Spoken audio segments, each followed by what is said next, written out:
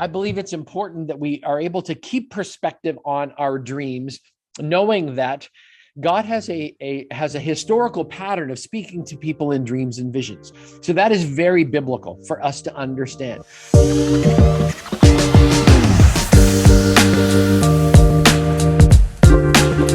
The question is, do dreams reveal anything biblically?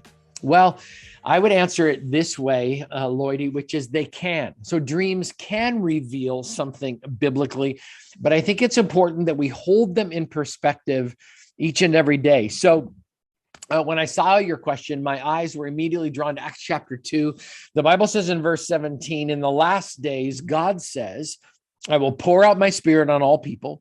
Your sons and daughters will prophesy. Your young men will see visions. Your old men will dream dreams. Even on my servants, both women and men, I will pour out my spirit in these days. They will prophesy. And so I believe it's important that we are able to keep perspective on our dreams, knowing that God has a historical pattern of speaking to people in dreams and visions. So that is very biblical for us to understand.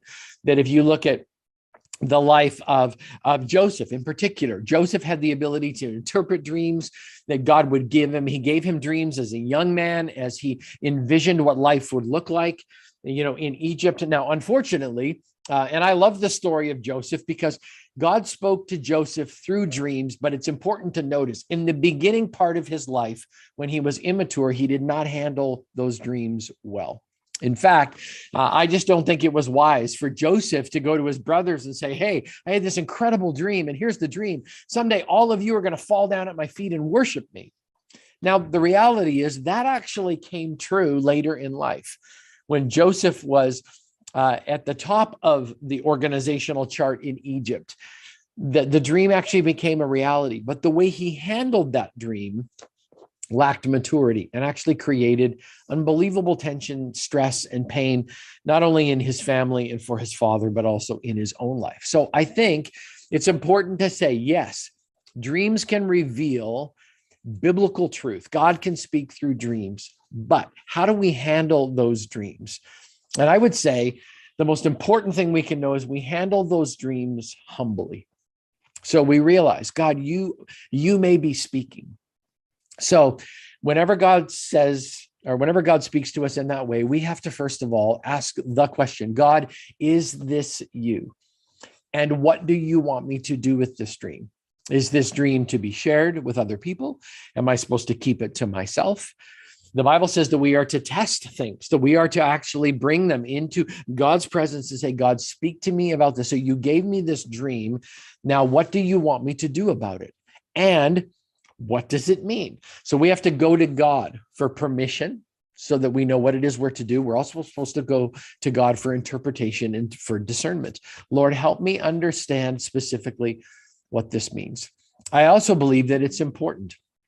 So if you have a dream that you believe has biblical, a biblical ramification or a biblical meaning, you're supposed to not only take that to God for permission. Well, what am I going to do with it? And what is this actually supposed to mean? But then we're also supposed to carry it to other people, and we submit it to them for their consideration. And we do that with a humble heart. So when someone brings a dream to me as a pastor of Christ the King, what I will tell them is this: thank you. First of all, thank you for bringing this to me. I'll also respond to them that if it's brought humbly, because here's how a dream is not presented humbly. When somebody comes to me and says, God told me to tell you, because I'm like, okay, hold on. If God told you to tell me something, then that should be easily confirmed, because God would have also spoken to me at some level, and we can confirm the meaning of that dream together. When someone is arrogant and when they come and say, this is what God told me to tell you, and oh, by the way, there's this great secret around it, I just don't think that's a humble way of presenting God's truth. What I love is when people come and say, look, Grant, God gave me a dream.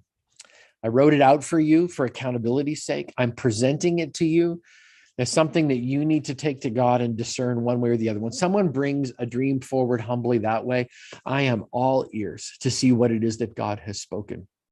And so then I take it, and if it's a dream that deals with the church, I'll bring it to our church council and say, we need to discern whether or not this was God speaking or not speaking.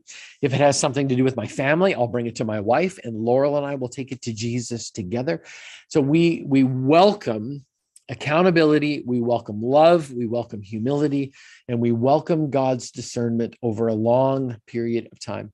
I have people in our church who have a long track record of faithfulness when it comes to dreams and visions. And when they speak to me and say, Grant, I have wrestled with this and now I'm bringing it to you, I listen, and I listen closely. It doesn't mean I'm going to do something specific with it. Sometimes it's just a word of affirmation or a word of caution or a word of correction. And so I need to hold it like this. But do dreams reveal anything biblically? Yes, they do.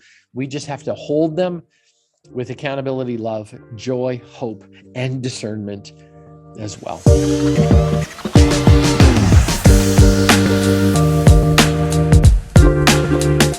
Well, hi there. Are you struggling with life's questions? Do you have questions about Jesus, the Bible, or the Christian faith? Well, my name is Pastor Grant Fishbook, and I would be so honored to try and respond to your questions.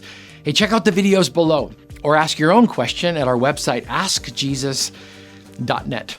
Thank you so much for watching. We are so glad that you are here today, and we look forward to responding to your questions because your questions matter.